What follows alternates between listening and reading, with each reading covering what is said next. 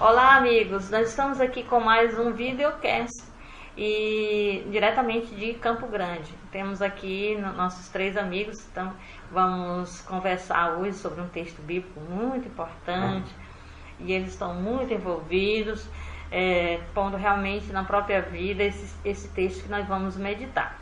Então, eu sou a irmã Ila, de Fortaleza. Antônio Flávio, aqui de Campo Grande. Wagner Moura, de Campo Grande. Milton Marques, de Campo Grande. Muito bem, então sejam bem-vindos. Eu sou católica, nós temos esses 2 amigos que são espíritas e aqui o pastor Milton, não é? Então vamos pedir ao pastor Milton que faça uma breve oração e depois vou fazer a leitura do texto bíblico para a gente poder começar a nossa conversa, ok, pastor? Amém. Fica à vontade. Curvemos nossas cabeças e fechemos nossos olhos. Pai, em nome do Senhor Jesus Cristo, obrigado, Deus, por nos dar a oportunidade de nos reunirmos, ó Deus, ó Pai, para estudarmos, falarmos do Teu santo nome, aprendermos, ó Deus, da palavra que o Senhor tem nos ensinado e que nós possamos, ó Deus, ó Pai, transmitir também, ó Deus, a todos aqueles, ó Deus, que chegarem nessa palavra, esse estudo, ó Deus, que eles possam aprender um pouquinho mais e, Pai, compartilhar ainda mais do amor de Jesus Cristo. Seja conosco, ó Deus, e que o Teu Santo Espírito seja conosco também.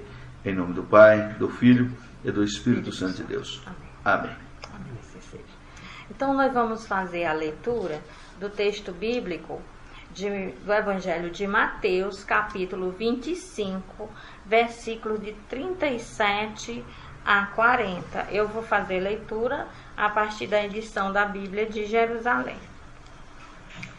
Então os justos lhe responderão: Senhor, quando foi que te vimos com fome e te alimentamos, com sede e te demos de beber? Quando foi que te vimos forasteiro e te recolhemos, ou nu e te vestimos? Quando foi que te vimos doente ou preso e fomos te ver? Ao que lhe responderá o rei: em verdade vos digo, cada vez que o fizestes a um destes meus irmãos mais pequeninos, a mim o fizestes. Então, nós temos aí essa palavra belíssima, não é? Já mais para o final do Evangelho de Mateus, que é muito usado, né, pastor, para a questão da ética cristã, não é? Que o cristianismo é também um modo de viver no mundo, né? Sim. Que não é só uma fé que não tenha uma vertente prática, uma vertente de ajuda ao outro, que o cristianismo não é uma ideologia, mas é um estilo de vida a partir da adesão com Cristo, uma configuração a esse Cristo, não é? O Senhor tem feito um trabalho muito bonito com jovens e pessoas dependentes químicas, não é? O Senhor poderia nos contar um pouco de como que o Senhor está exercendo essa passagem, né, no caso, ajudando aqueles que estão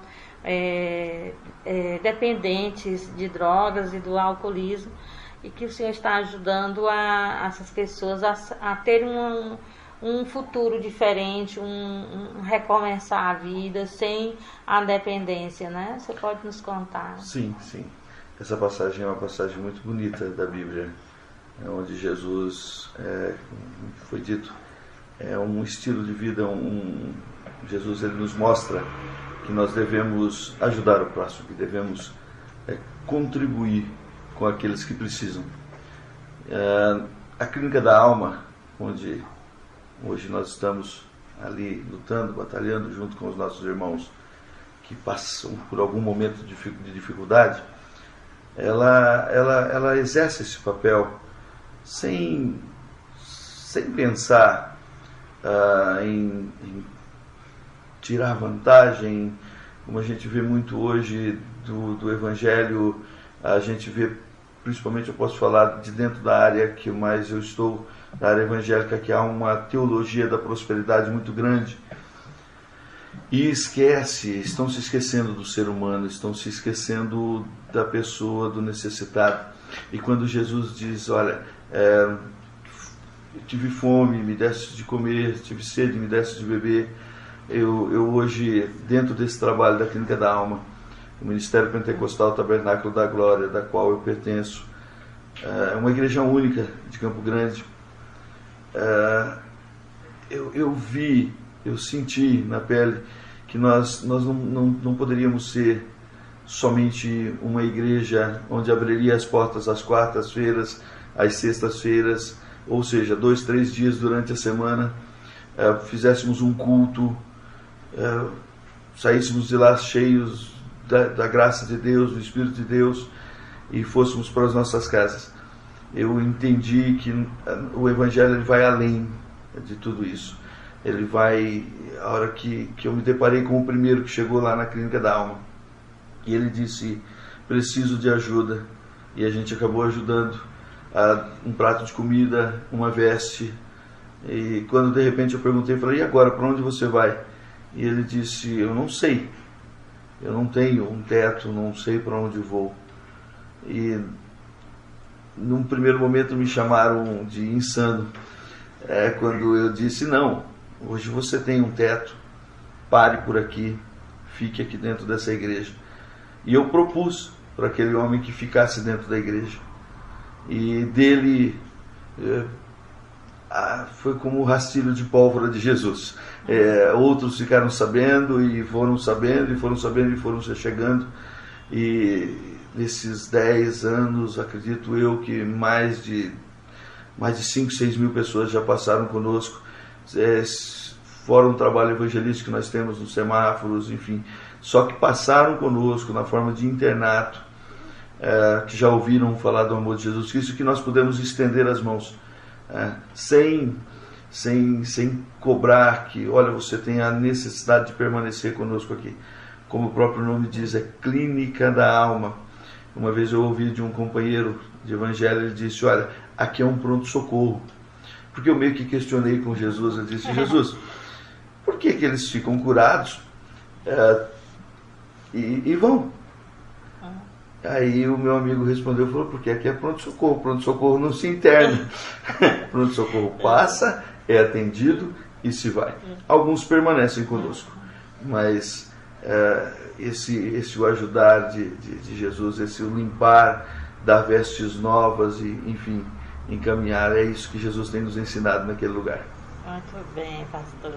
E vamos ouvir também o Wagner. O Wagner foi quem pela primeira vez me falou sobre o seu trabalho, pastor. E o Wagner é da nossa Fraternidade Sem Fronteiras, que estou até aqui usando a blusa, não sei se dá para ver porque eu sou baixinha, a blusa fica atrás da mesa. Mas enfim, o Wagner também faz tempo que ele tem um trabalho assim de ajuda humanitária, já recebi muito no Centro Espírita Amizade, não é? E depois esse trabalho com a África, e também foi quem me falou do que o senhor está fazendo. Então, Wagner, eu queria que você falasse sobre essa necessidade mesmo de viver um cristianismo que se volte para o outro, que pense no outro. Quero que você fale sobre essas frentes de trabalho que você aposta nessas pessoas, que você ajuda, seu trabalho com Moçambique, né, Fraternidade Sem Fronteiras, como tem sido. Fique livre para nos falar, porque nós esperamos que as pessoas se sintam motivadas de ver que existe um cristianismo que não é passado na TV, não é porque o pastor falou a respeito do campo evangélico, mas essa questão da prosperidade também está no campo católico, não é? Que é o meu campo que eu posso falar, não é? Então, obviamente não é oficial, mas ela existe, tanto que o Papa Francisco tem lutado para tirar as pessoas dos católicos do comodismo e dizer, pastor tem que ter cheiro de ovelha, o cristão católico tem que ir onde o outro está necessitando, tem que acolher, tem que fazer alguma coisa. Se tudo estivesse bem no campo católico, não precisaria o Papa Francisco estar insistindo tanto, né, nisso. Então a gente vê que é uma coisa mais geral. Nós estamos numa época em que as pessoas estão querendo um cristianismo light, não é um cristianismo superficial.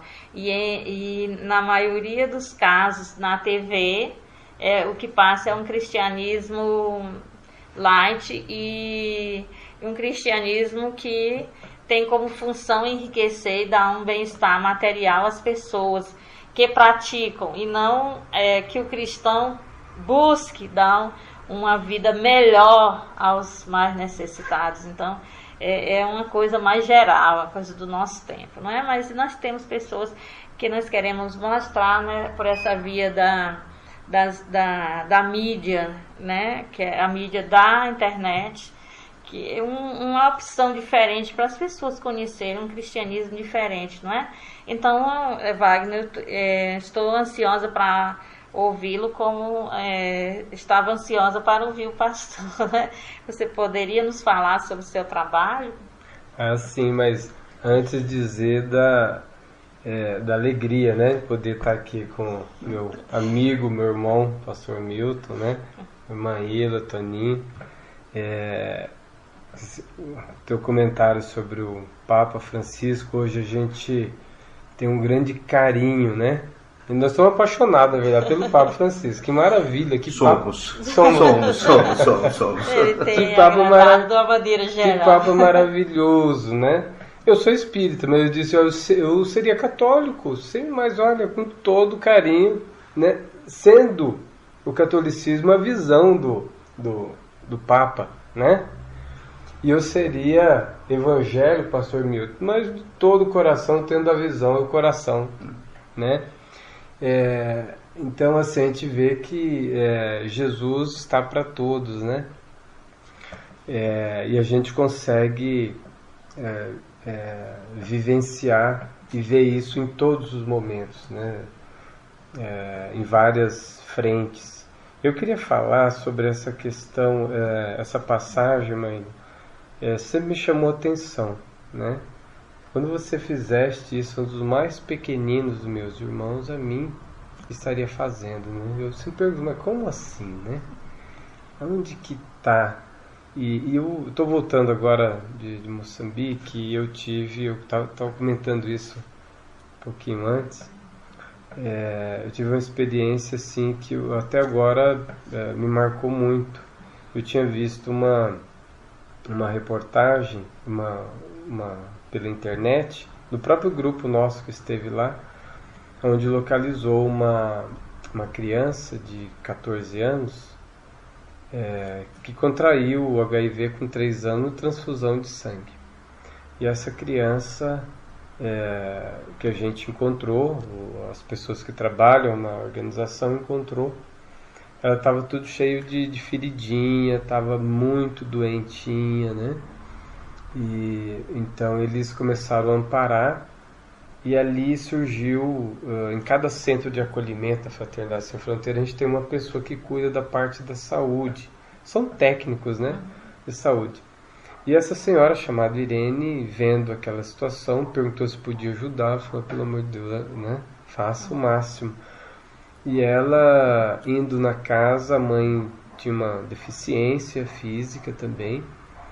A única opção que ela achou era de levar essa criança, ela e a irmã dela, para a casa dela, né? E levou para sua choupana, né? São casinhas de pau a pique, onde as crianças dormem, os adultos dormem em palha, leito de palha.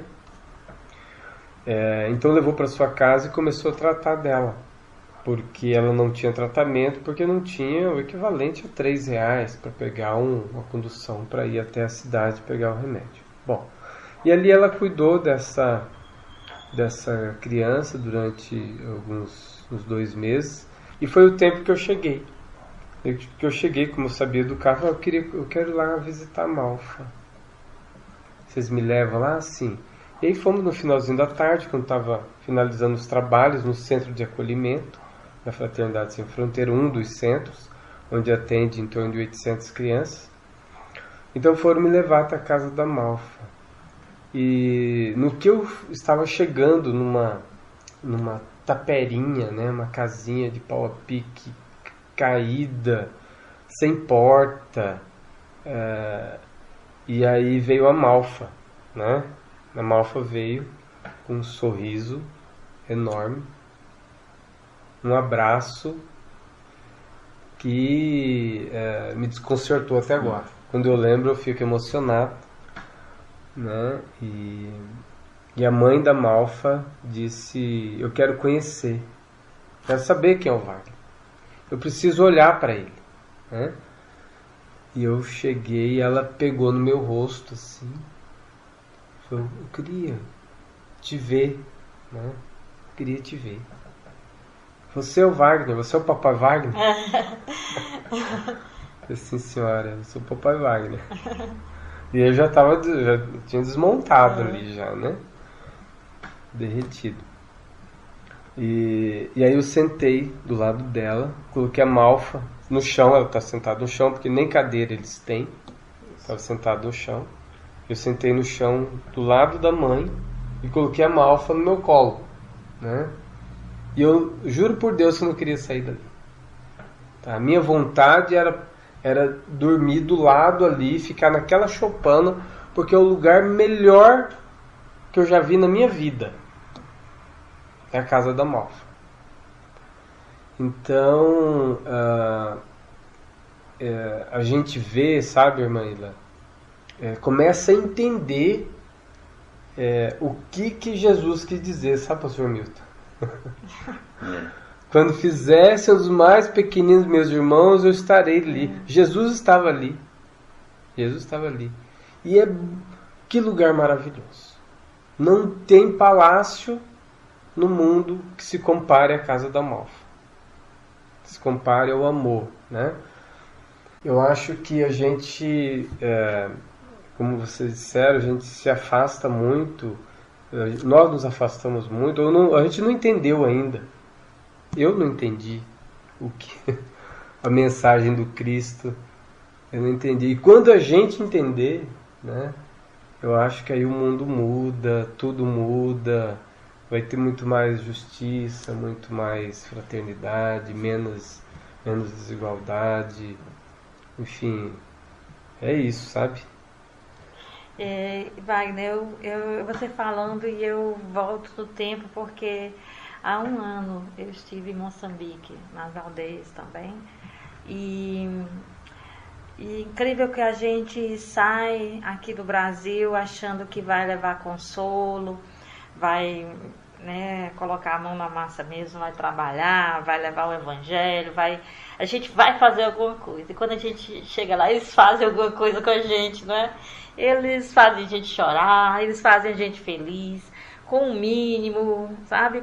Sem ter nenhum conforto, sem ter nada que a gente pode ter aqui no Brasil, sem sinal de celular, sem internet, sem energia elétrica, com pernilongos, correndo o risco de pegar malária e tudo mais. A gente é muito feliz porque realmente é dando que se recebe, né? Então a gente tem tão pouco para dar, né? E a gente recebe tanta gratidão, tanta felicidade, que eu acho que quem trabalha ajudando as pessoas sempre tem uma cruz para carregar, porque tem aqueles que não acreditam no trabalho da gente, tem aqueles que nos criticam, que acham que a gente está querendo outra coisa e não realmente de coração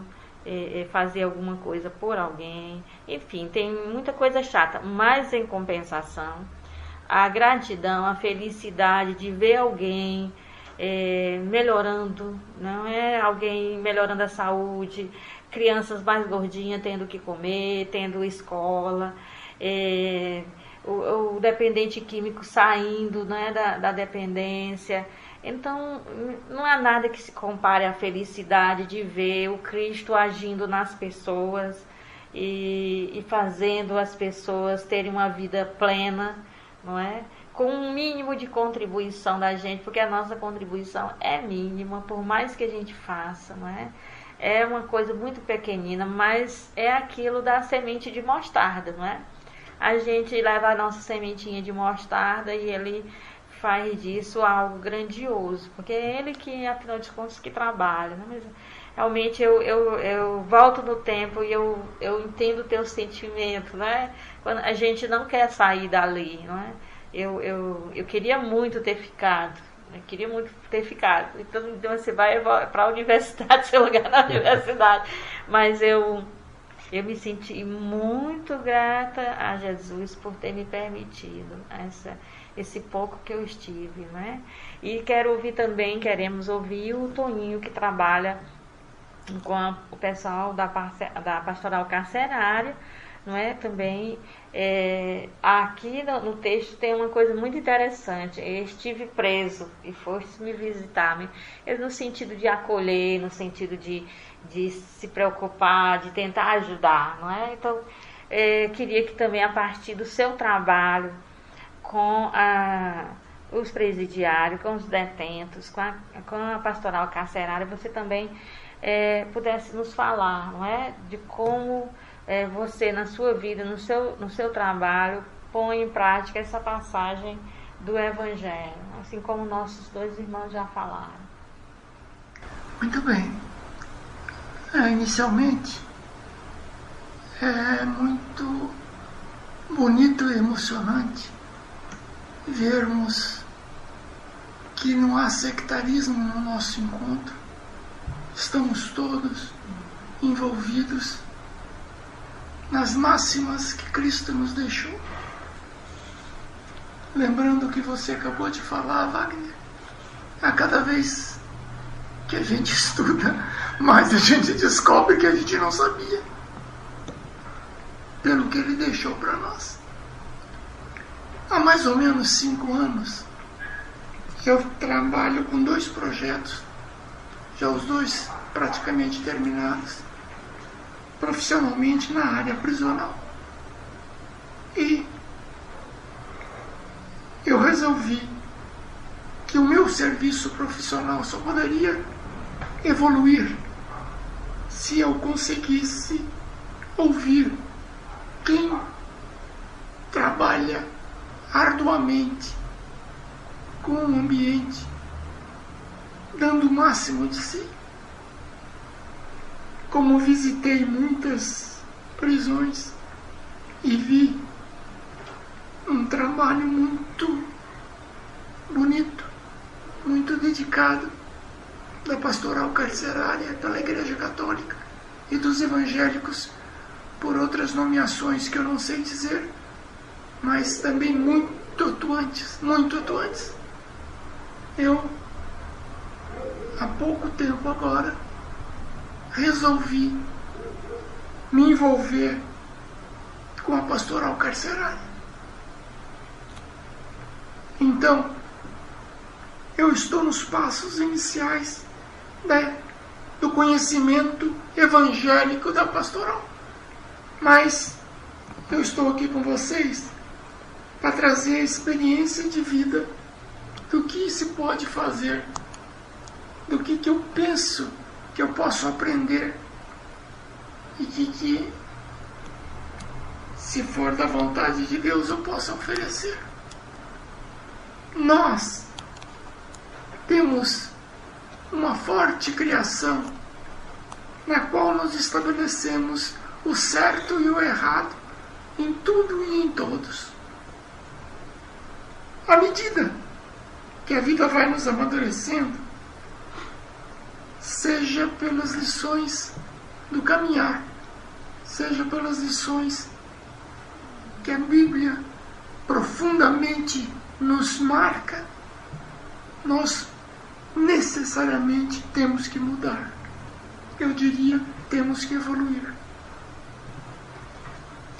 Conheço, pela 1000 informações que recebo, dos maravilhosos trabalhos católicos, espíritas, evangélicos, enfim, de todos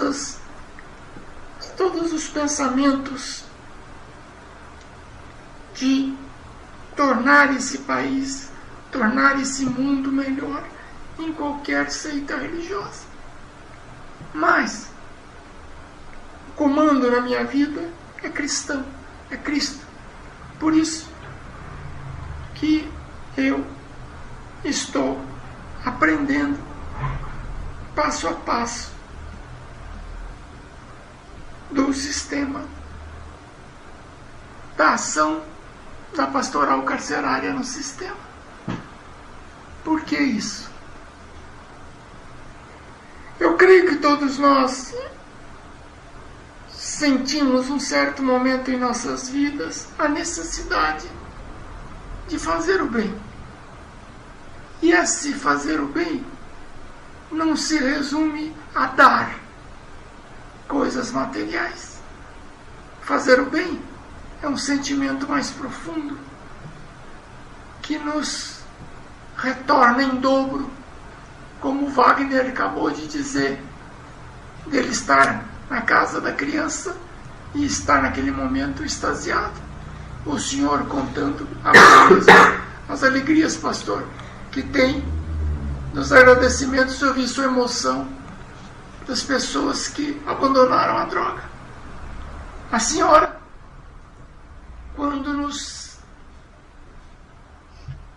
traduz esse livro difícil demais, eu vou ficar no Novo Testamento, não vou falar toda a Bíblia, mas a senhora transforma esse conhecimento em algo tangível. Então, de uma certa forma, espírita que me tornei, porque sempre fui católico, de família tradicional católica, eu, ouvindo esse líder maravilhoso da Igreja Católica, que é o Papa Francisco, me emocionei muito.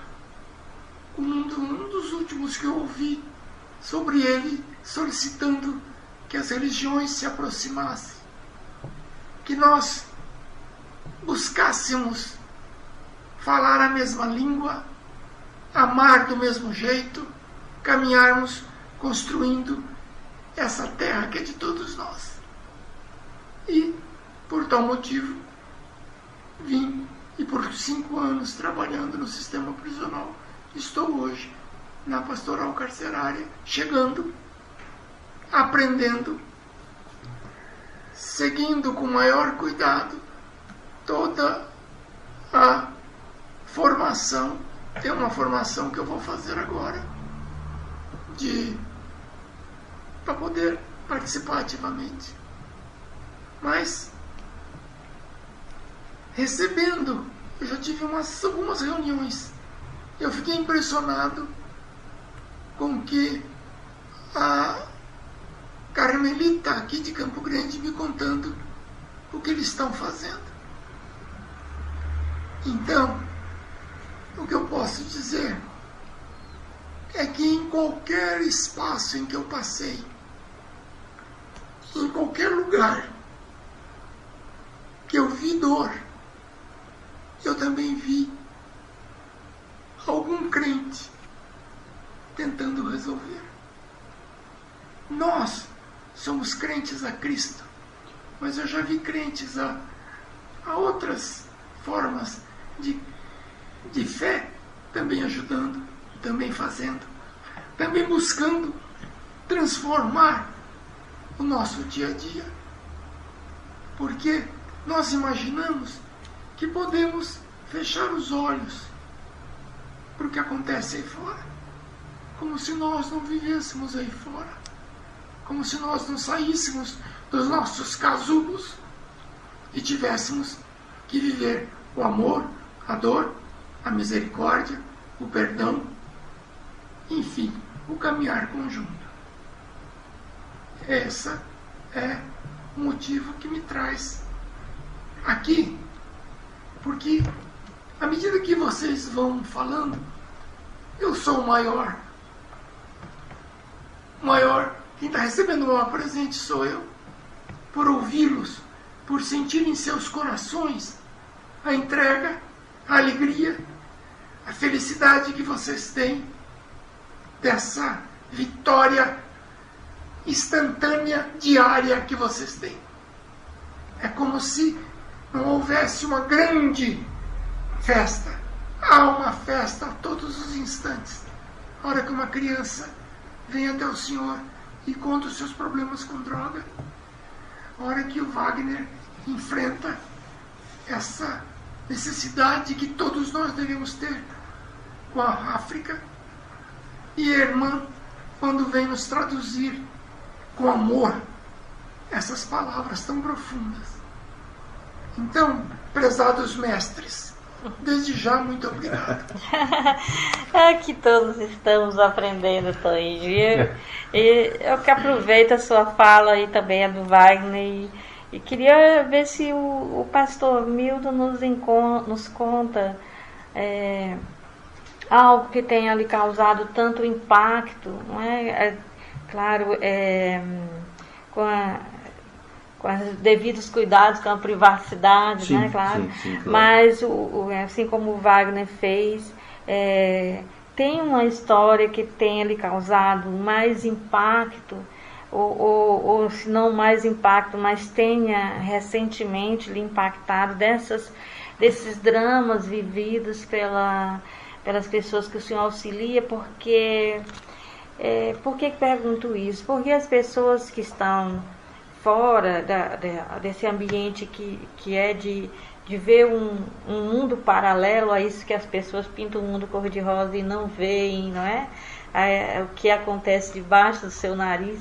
Então as pessoas às vezes julgam muito, elas não conseguem perceber que aquela pessoa que o adicto, por exemplo, que ele tem uma história, um drama, não é? E que ele não foi assim, sem motivos, que caiu no mundo das drogas, do alcoolismo, não é? Então teria alguma história, alguma narrativa que o Senhor pudesse nos dar como exemplo de como é necessário o seu trabalho, porque as pessoas não são más por quererem, ou não fazem coisas erradas por quererem, mas elas estão envolvidas em uma situação, né, que as leva a errar, não é? O senhor teria alguma coisa assim para nos contar? Sim, teria sim. Como a gente estava conversando um pouquinho antes de nós nos assentarmos aqui, o que mais eu encontro hoje de dificuldades, tenho N histórias desses 10, 11 anos que nós temos lá de trabalho, e histórias assim que nos comoveram bastante, dificuldades, vendo a necessidade do povo, a necessidade de homens, de mulheres, de jovens que encontraram-se fora do caminho perfeito, do caminho que Jesus imaginou para a gente. Vejo também que a maioria, como eu disse, a maioria dos casos onde as pessoas estão fora desse caminho vem de um pouco de falha da própria família, de uma falta de estrutura da família, de querer terceirizar a educação dos filhos. Como nós conversamos há pouco ali sentadinhos, nós estávamos falando sobre isso. Eu disse, olha, querem terceirizar, querem passar a educação dos filhos ou para a creche ou para o colégio, quando nós tínhamos uma formação que a família, o papai, a mamãe, o Padre Jazinho, que nós estávamos sorrindo ali, quem fizer estrepulia no dia. Então, essa falta de compromisso da família e essa falta de estrutura da família é que faz com que às vezes a gente encontre alguns homens perdidos no caminho aí. O trabalho que nós exercemos é trazer esse homem novamente ao caminho.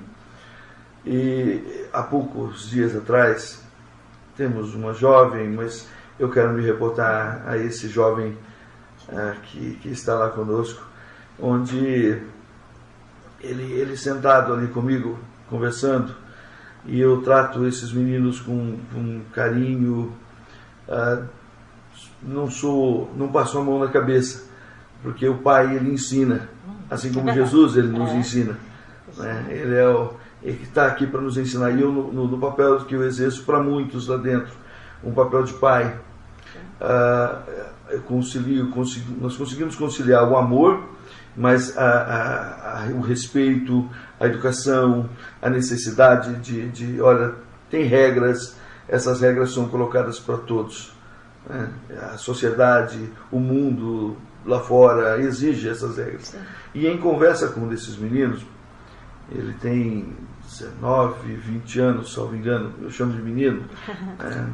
Pai sempre chama ele de menino. Um jovem. E ele tinha acabado de aprontar uma daquelas que eles de vez em quando mexe aprontam. Eu não sei se ele tinha meio que discutido com o outro. E estavam meio que o ambiente não estava bom pro lado dele, estava difícil para ele. Eu trouxe ele para dentro da minha sala e ali eu comecei a conversar com ele e eu sentia aquele jovem, ele gritava, a alma dele, o espírito dele, ele gritava, ele precisava de socorro, ele gritava por socorro, os lábios estavam trêmulos, a voz estava embargada, ele chorando, ele gritava por socorro porque ele dizia, olha pastor, poxa, eu tenho errado tanto na minha vida, a minha mãe já disse muito isso para mim, que eu preciso melhorar, que eu preciso consertar, os meus professores, a minha coordenadora, a minha diretora da escola já sentou e conversou comigo e disse que eu precisava melhorar. Eu tive um patrão que já chegou e falou, olha, o senhor é excelente, um bom funcionário, mas está errando, está falhando por aqui. E eu não ouvi nenhuma dessas pessoas. E eu sinto, aí é onde é que ele entrou em desespero, que ele disse, eu sinto que as oportunidades da vida, elas já estão se findando para mim. Apesar de ser um jovem, apesar dele ser um menino de 19, 20 anos, mas as oportunidades para ele já estavam minguando, porque ele já tinha destruído o amor da mãe, que o criou, o amor do pai biológico. Ele não teve o amor do pai biológico, porque quando ele tentou se aproximar do pai biológico, o pai descobriu que ele tinha problema com a dependência química, e aquilo ele chorava, mas era um choro da alma. O choro não era só dos olhos lacrimejando, era um choro da alma. E aquilo dá vontade da gente poder colocar no colo, pegar, não sei, tentar fazer alguma coisa que a gente às vezes não sabe exatamente. Okay. E naquele momento ali eu ouvi ele, eu disse para ele que eu acreditava nele, eu não deixei de repreendê-lo, não deixei de puxar a orelha dele, de dizer, não, você está errado. Você já passou por diversas situações onde as pessoas pararam e te disseram, modifica a sua vida, transforma a sua vida, e você não quis ouvir aquelas pessoas. Mas Jesus me colocou hoje aqui, e eu olhei para ele e disse, você disse para mim que me ama como pai, e eu na qualidade não só de pastor seu, mas eu quero na qualidade de pai, eu quero te dizer que eu acredito em você, eu quero te dizer que você vai se levantar daqui, e ao abrir essa porta, não vai sair o velho homem que assentou-se aqui, mas vai sair um grande homem, um grande jovem que pode vencer, que pode fazer a diferença. Mesmo que você tenha novas dificuldades pela história, mas essa daqui você não pode mais deixar acontecer na sua vida. Eu gosto muito da passagem onde Jesus diz a Madalena, vá e não peques mais. Né? Não vai errar ali. Eu sei que talvez ela teve novos erros, talvez ele vai ter novos erros, mas vai e não peques mais. E aquilo é gostoso. Você vê que homens, eles conseguem. O homem, quando quer e quando encontra o amor de Jesus Cristo, ele consegue dar a volta por cima, ele consegue sair desse caminho desvirtuado, né? E Jesus é bom. Jesus é bom. Jesus é bom. Essa frase que o padre Caetano, né, que eu lhe falei também, foi o fundador da nossa congregação, ele também ele apostava na criança e no jovem. Ele dizia que o bairro ia ficar bom, o bairro era muito perigoso. quando aquelas crianças que ele ajudava se tornassem os novos adultos, eles fariam do bairro diferente. Sim. Que a gente tinha que apostar naquele início da vida das pessoas, para que as pessoas pudessem fazer um mundo novo, fazer um bairro novo, uma cidade nova. E isso aconteceu. Nós hoje já usufruímos lá no bairro de Fortaleza que nós moramos, daquilo que era o sonho dele, daquilo que ele dizia. Ele se foi, ele faleceu, mas aquilo que ele dizia que ia acontecer, que nós na época não acreditávamos, achávamos que ele era muito sonhador, que parte daquilo iria acontecer, mas não tudo do jeito que ele dizia, mas realmente ele tinha razão, não é? Ele plantou o futuro do amanhã. Do amanhã, e nós estamos colhendo os frutos, não é?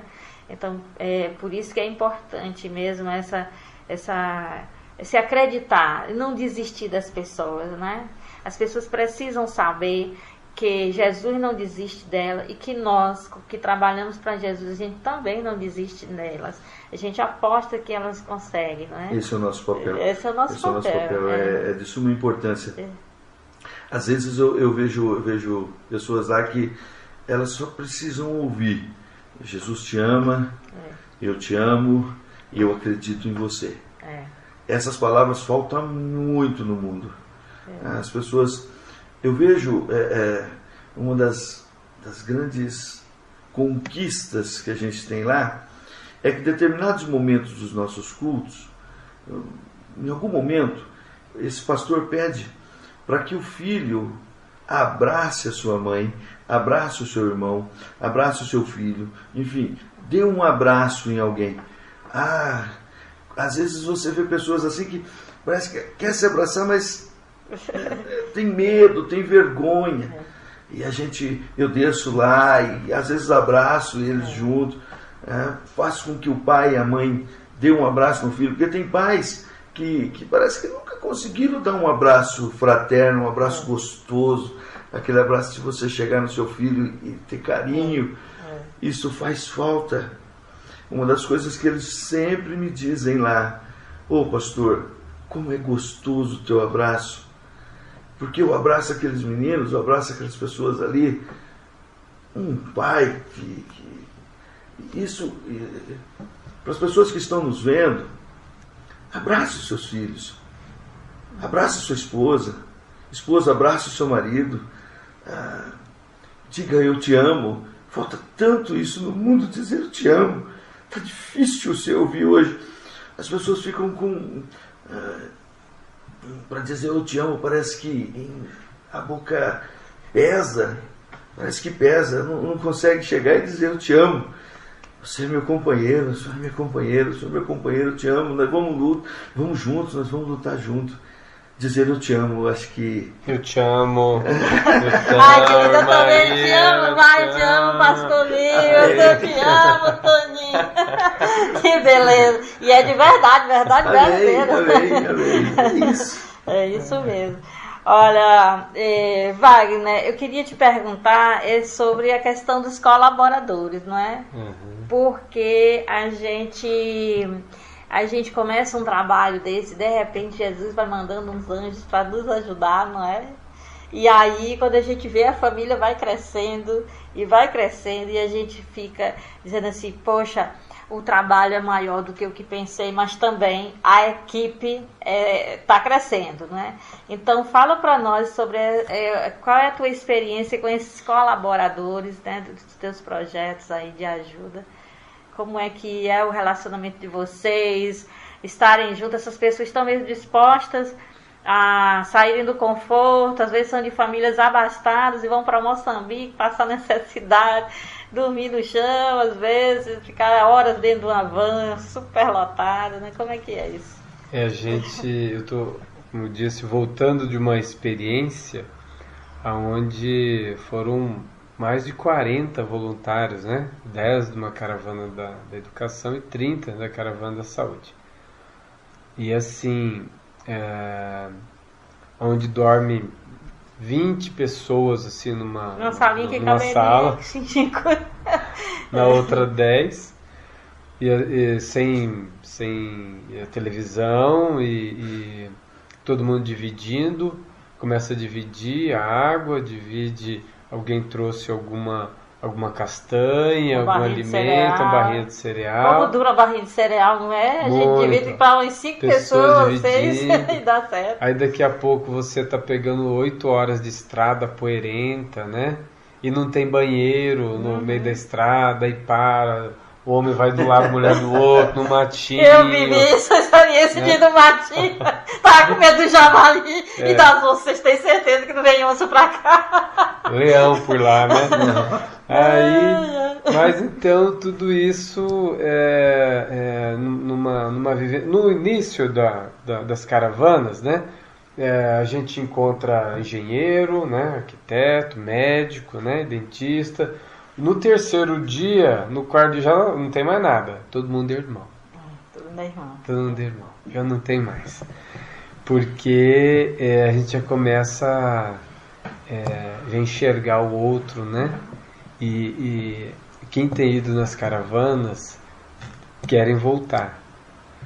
Querem voltar porque a gente é uma vivência muito humana. E aquilo que a gente às vezes perde, né? Nesse mundo de querer as coisas, de consumo e nas caravanas as pessoas se unem, se olham.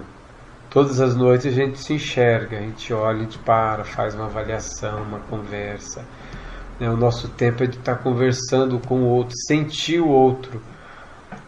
Como a gente vê, como a gente precisa um do outro, como é bom você sentir o outro, né? Então essas caravanas, elas vão para aprender, elas não vão... No primeiro vai no momento que fala, eu vou lá para ajudar, né? No terceiro dia, eu chego como médico, como engenheiro arquiteto, depois você se vê, não, eu vim aqui para aprender. No terceiro, nossa, o aprendizado é muito grande, né, nessas comunidades. A gente vai em África para aprender. A gente leva alguma coisinha, claro, mas a gente vai para aprender. É uma lição de vida que a Mãe África dá para a gente, né? E com isso, os caravaneiros que foram uma vez voltam para suas cidades, falando muito bem do trabalho, vendo tudo que acontece e querendo multiplicar. E aí vai multiplicando mesmo, né? E eles querem voltar as outras vezes. Eu não sei como é que vai ser as futuras caravanas, né? Vai ter que ser uma por mês, porque agora já está fazendo 4 caravanas por ano, né? E nós vamos ter que aumentar essas caravanas, porque às vezes não dá para ir tanta gente de uma vez só. Você não tem uma qualidade, né? De uma condição mínima.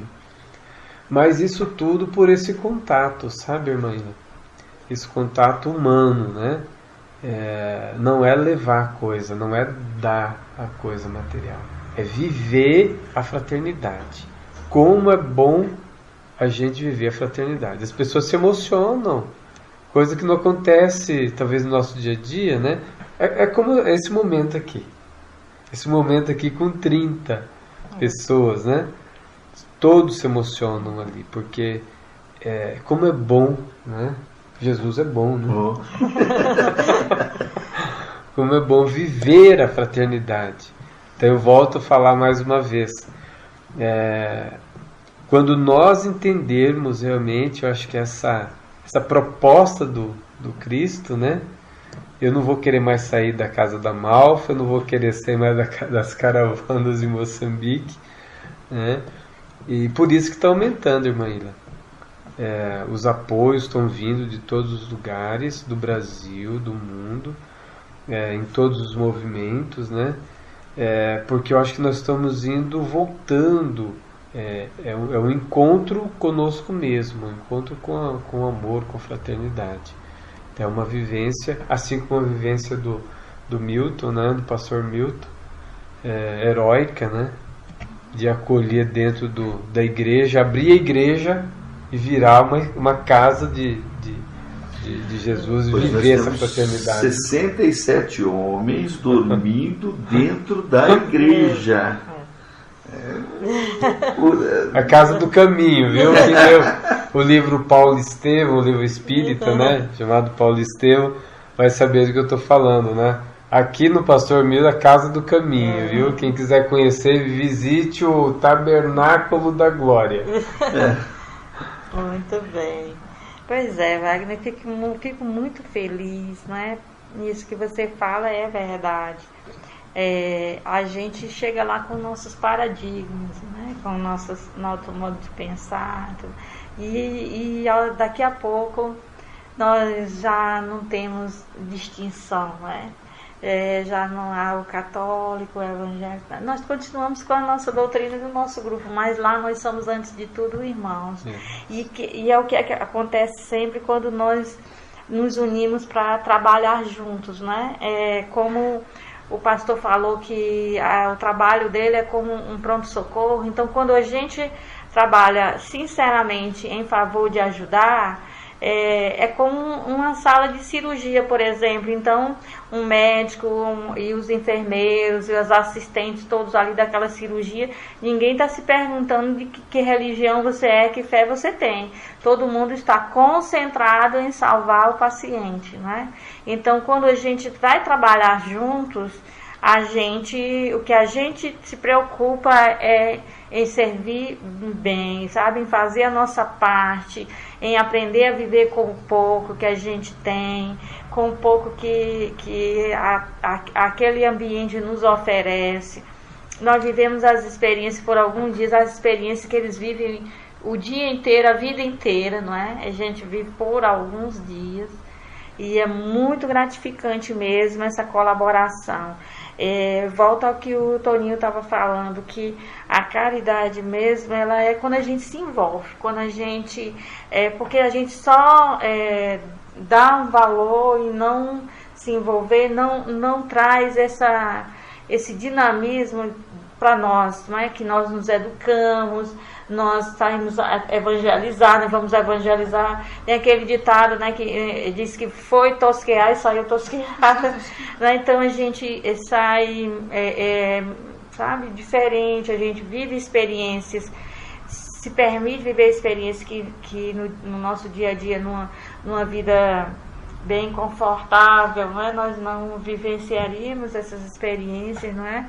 E é por isso também que eu queria que você falasse um pouquinho, nosso tempo está adiantado, mas queria que você falasse um pouquinho sobre isso mesmo, retomar esse assunto de que podemos fazer alguma coisa para ajudar. Você estava nos dizendo ali que vocês têm que fazer, vão ter que montar uma fábrica de sabão para ajudar os nossos irmãos que estão nos presídios. Sim. Quem fará? Como é isso? Por quê? Você poderia nos dizer? Claro.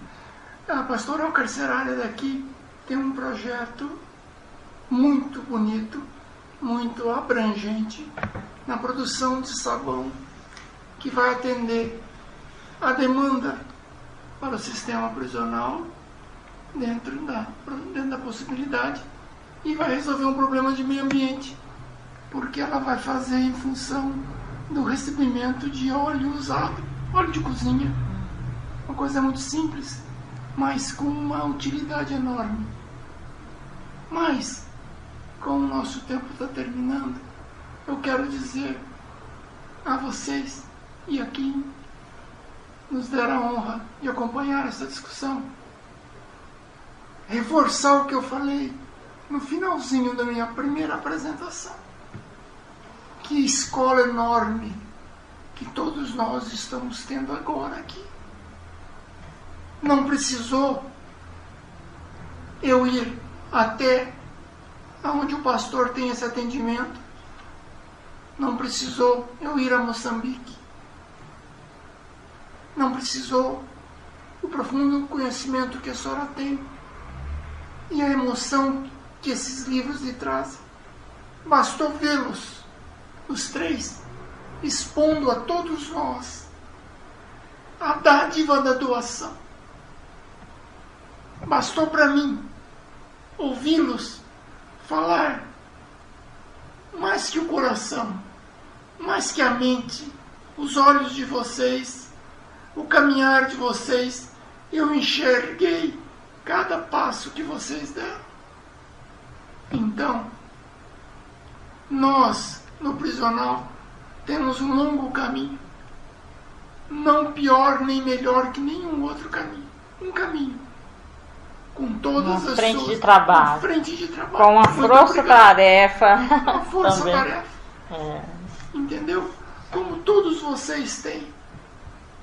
E essa demonstração simples, direta e objetiva de que podemos amar, pastor.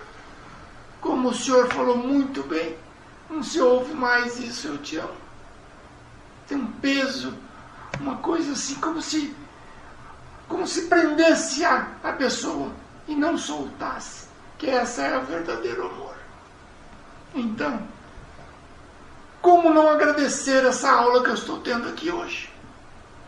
E não falo somente para reforçar as crenças de todos nós. Falo pela beleza que cada um de vocês carrega quando abrem suas bocas e corações e nos mostram que o caminho da caridade nos dá uma leveza que transporta a nossa mente e o nosso coração para estágios muito superiores de paz, de solidariedade, de encontro consigo mesmo. Eu agradeço imensamente a todos pela maravilhosa lição que estou tendo hoje. Porque vocês me levam por onde vocês passam. Vocês dividem comigo a emoção, o amor que vocês recebem, vocês passam para mim e para todos nós que estamos assistindo. Muito obrigado.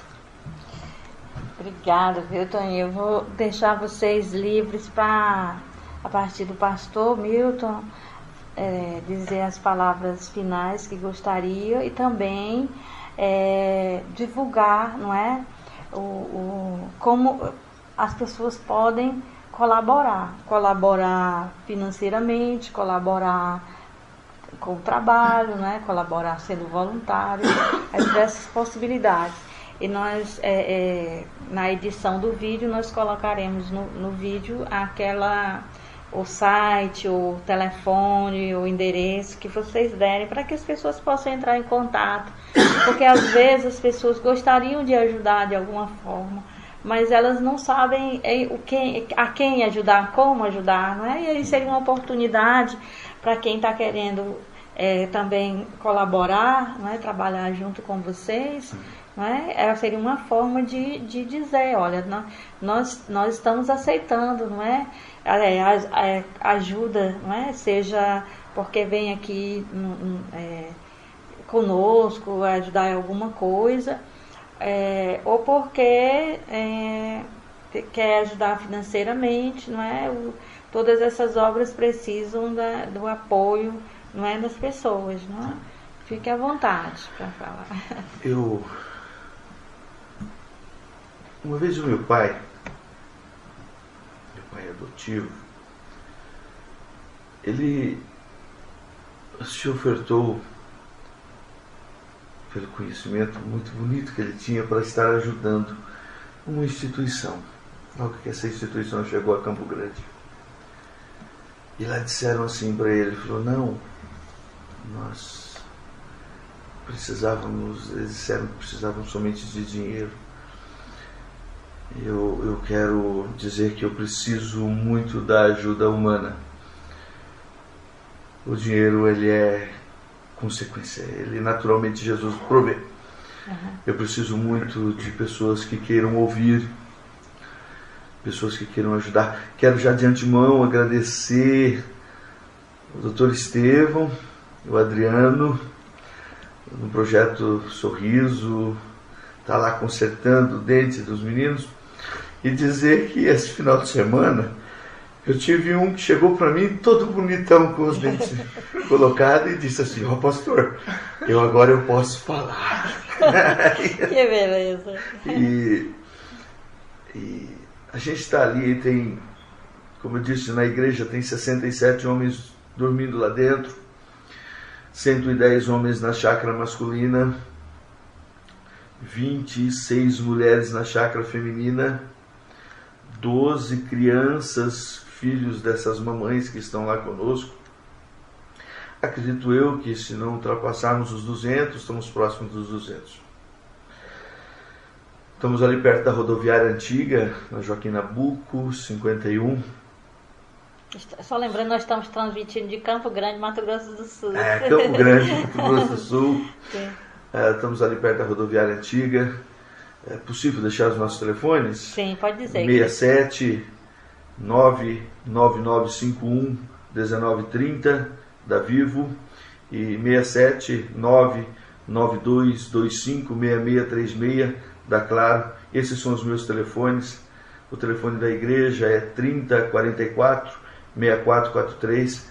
E qualquer ajuda que vier, nós, dessas 200 pessoas, nós não cobramos um só real.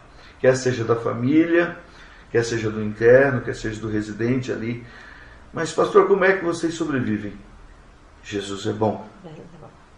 Ele quem tem nos sustentado através de bons amigos como conhecemos aqui, do trabalho que a senhora tem feito, trabalho que o senhor tem feito, pessoas que conhecem o nosso trabalho.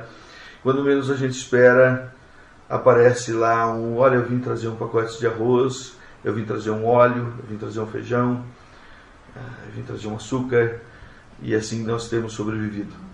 Cumprimos com todas as nossas obrigações, pagamos tudo que nós temos que pagar, cumprimos com as nossas necessidades e comemos, nos fartamos do melhor dessa terra, porque é a promessa de Jesus, nos fartarmos do melhor dessa terra.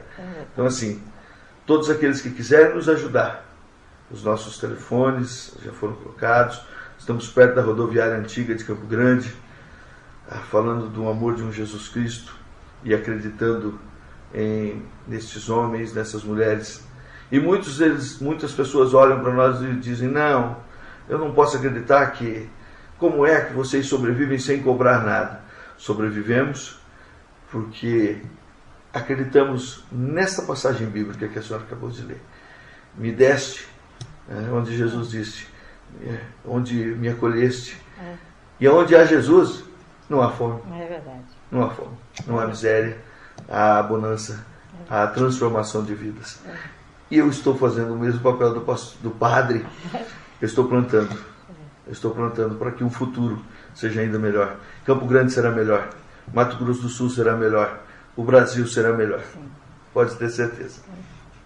Que eu oro para que Jesus possa ajudá-lo nessa missão, que o Senhor tenha muitos colaboradores, que as pessoas se envolvam, que obviamente eu conhecendo bem, sabemos que o Senhor aceita a ajuda de pessoas de qualquer confissão religiosa, não é? Está lá para ajudar, o Senhor está aceitando.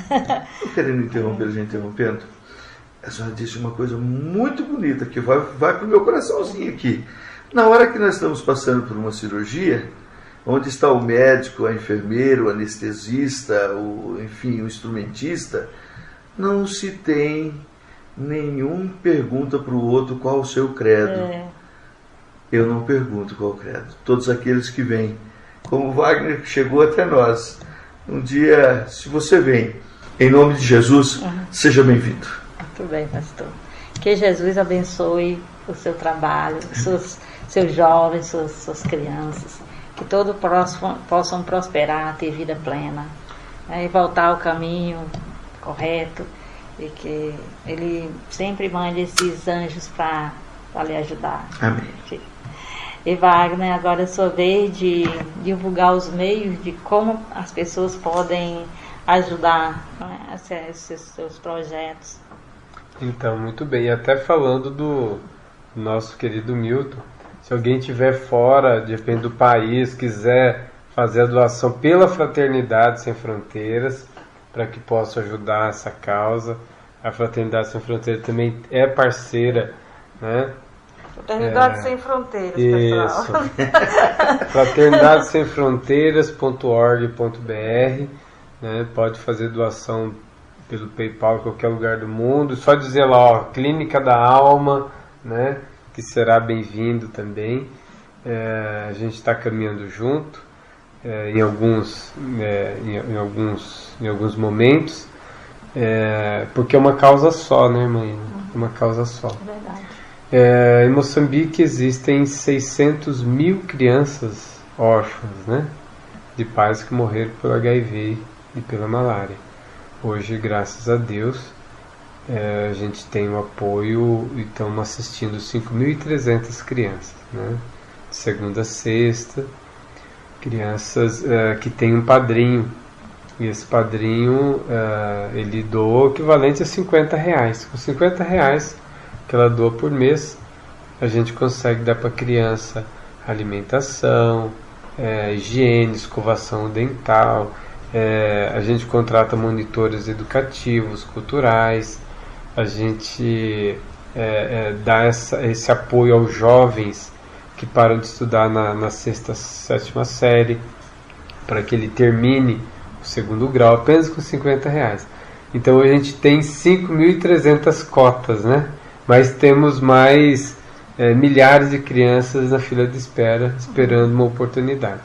Então a gente divulga e pede o apoio sim, é só entrar em fraternidadessemfronteiras.org.br e entrar em contato com a gente. Okay. O Toninho é o tipo de pessoa que acredita que nós podemos fazer alguma coisa pelos nossos irmãos detentos, porque o sistema de penitenciário, né, ele não é mais um sistema que educa, mas é um sistema que desumaniza, né? Então nós precisamos ajudar as pessoas que muitos às vezes querem uma nova oportunidade, né? Eu me lembro que eu durante 10 anos eu morei mesmo dentro de um lar de idosos, que também era um lar de idosos dos vicentinos, e nós irmãos morávamos lá para administrar e prestar ajuda a esses idosos. Também tínhamos voluntários e não cobrávamos nada, tentávamos dar o melhor para o idoso. Então, às vezes, o pessoal da área jurídica, não é, perguntava se um ex-presidiário poderia, né, cumprir o restante da pena no serviço comunitário lá, e eu sempre apostei que seria possível, né? Enquanto eu estive lá, eles sempre puderam ir, e o contato com aqueles idosos, que o idoso é bem carente, ele quer conversar, ele quer contar as histórias dele, ele conta muitas histórias da juventude, então aquilo ali fazia ele chorar. Às vezes eles se emocionavam com aquilo. Eu via o tanto que fazia bem ao idoso a presença do jovem que ia ali para ajudar e que acabava sendo ajudado, não é? Porque ele fazia aquela reflexão: o que será de mim? Será que eu viverei até essa idade? E o que será de mim quando chegar a essa idade? Tendo já começado a minha juventude de um modo tão confuso, não é?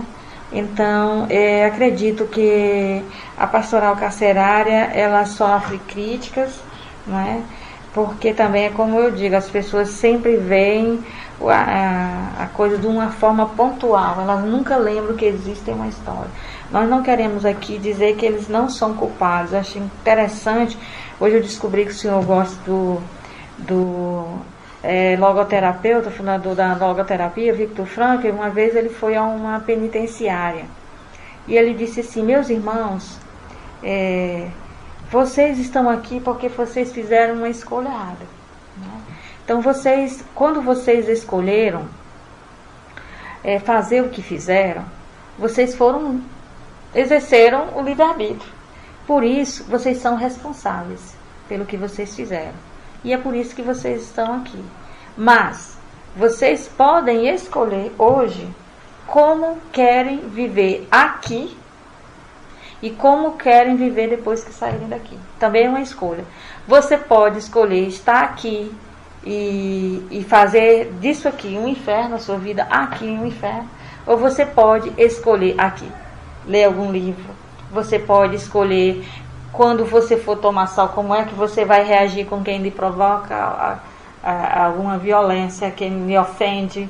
Você pode fazer escolhas. Você nunca estará totalmente determinado pelo ambiente. Você é livre porque você pode fazer escolha, porque liberdade é poder escolher como reagir a todas as situações. Às vezes a escolha pelo bem nos causa algum dano, nos causa algum problema. É claro que nós estamos num regime aberto, como nós estamos. Quando nós fazemos os bem, nós somos criticados. Imagina num sistema presidiário como é que acontece com quem escolhe agir corretamente, né? Mas é possível. E Deus está aí, nós temos fé que Deus está aí para ajudar aqueles que se decidem pelo bem, né? Que escolhem. Então ele disse que os presidiários depois falaram com ele e disseram assim: pela primeira vez nós ouvimos uma pessoa dizer alguma coisa com sentido, porque todos os psicólogos que vêm aqui é para dizer: vocês são as vítimas, vocês são vítimas do tipo de família que tiver, vocês são vítimas de não sei o que, vocês são vítimas disso, vocês são sempre uma vítima. E nós não nos sentimos vítimas, né? Nós não nos sentimos vítimas. E aí o Senhor é o primeiro a dizer: vocês são responsáveis pelo que vocês escolhem. E por isso, escolha correta, escolha com sentido, né? Que é isso que o pastor diz. Eu não fico passando a mão na cabeça, né? Eu sou pai, e pai educa, né? Então, eu acho que a gente pode ajudá-los a descobrir que mesmo dentro de uma cela, mesmo atrás de umas grades, as pessoas são livres, porque liberdade não é poder fazer tudo. Liberdade é sim poder escolher como é que eu vou reagir à situação que eu estou vivendo, né? Certo? Então, eu acho que você também aposta nisso, não é? E deixo esses momentos para que dê as suas palavras finais e sabemos que em todo lugar onde há um sistema presidiário, há uma diocese, a pastoral carcerária, que também é composta por pessoas de diversas denominações, não é só católica, não é? Eu quero encerrar meu comentário lembrando uma frase que Chico Xavier usa e que é o meu norte verdadeiro quando eu converso com qualquer pessoa que tenha cometido um erro. A frase é o seguinte: nós não podemos alterar o passado para mudar o presente. Nós podemos alterar o presente para ter o futuro que a gente imagina. Então, dizer a essas pessoas, levar a elas de que o que elas já fizeram não tem como corrigir lá atrás. Elas estão ali. O que é possível é, a partir daqui, elas mudarem para terem um futuro efetivo daquilo que elas merecem. Então, nós, cristãos, com a oportunidade que temos de até nesse momento estarmos aqui, trocando profundas experiências e esperanças, possamos distribuir isso sempre, para que todas as pessoas, em todas as situações, sempre se lembrem que suas atitudes de hoje, pelo livre-arbítrio que a senhora acabou de comentar, que o Viktor Frankl falou, ela possa escolher o futuro que ela terá. Assim, muito obrigado a todos vocês pela profunda lição que me deram por hoje. Que Deus lhes pague. Todos nós aprendemos muito, não é, Tânia? Então também quero agradecer aos internautas por terem ficado conosco até aqui. E queria ressaltar isso, que nós fazemos escolhas inadequadas, escolhas sem sentido. Quando cometemos algum delito, quando ofendemos alguém, quando optamos pelo uso das drogas, do álcool, do cigarro, nós fazemos escolhas que não são boas. E às vezes aquelas escolhas não boas levam a outras escolhas também não boas. E parecemos estar num emaranhado, numa teia de aranha, né? Mas sempre é possível fazer escolhas. a situação que nós vivemos, ela nos condiciona um pouco. Elas às vezes nos condicionam muito, mas elas nunca, jamais nos condicionarão totalmente. Nunca. Não existe o pandeterminismo.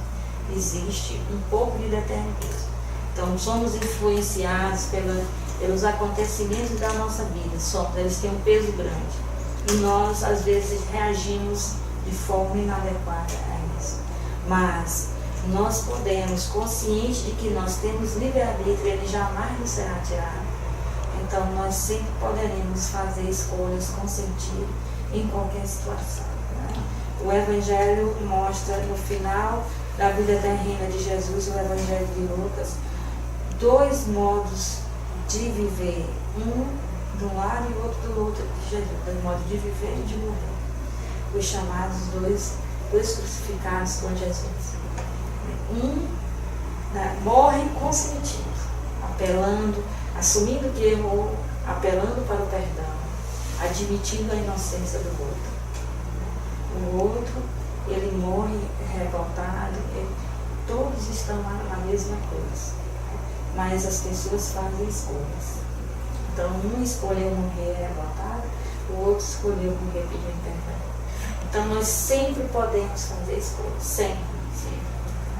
Então nós não podemos às vezes consertar algumas coisas que nós fizemos de errado.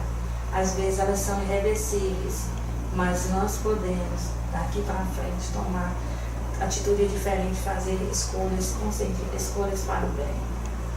E que é isso que nós todos aqui desejamos, e por isso arregaçamos as mangas e vamos ao trabalho. Porque as pessoas precisam saber disso, que elas não são refém do mal, o mal não tem o poder sobre elas, né? Elas têm livre-arbítrio e elas podem dizer não ao mal e sim ao bem, né? Elas precisam saber disso. De verdade, é olhando para nós, para os nossos olhos e vendo o quanto que nós apostamos nela, que elas podem agir diferente. Por isso vocês estão de parabéns. Que Jesus abençoe a todos vocês e abençoe os nossos internautas que estão aqui nos acompanhando. Muito obrigada e até o próximo vídeo. Fiquem com Deus. Amém. Palmas para vocês.